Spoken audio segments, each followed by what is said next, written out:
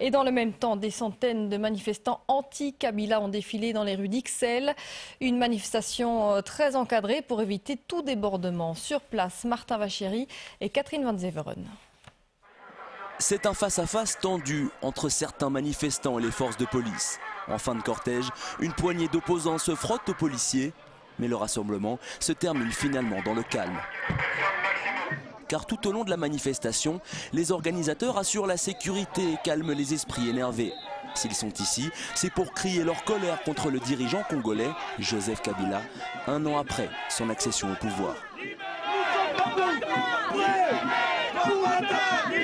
Le mouvement ne faiblit pas. Nous nous mobilisons parce que voilà, M. Kabila a montré l'échec de sa gouvernance et qu'il n'est pas à la hauteur pour être à la tête de ce pays. Depuis qu'il est à la tête de ce pays, on va de mal en pire et il est temps qu'il démissionne. Pour encadrer les 300 à 400 manifestants, un important dispositif policier quadrille toute la commune d'Ixelles et suit le cortège. Le service de sécurité assure le dialogue avec les forces de l'ordre pour éviter tout débordement. Certains voient la présence policière massive comme une forme de provocation, mais ils refusent de laisser la violence de certains masquer leur message.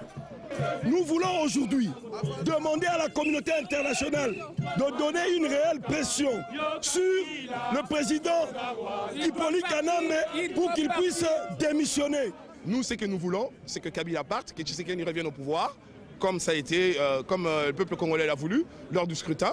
Et après, on verra, on réglera le problème. Nous voulons que Kabila parte. Kabila est la cause du problème. Kabila est le problème même.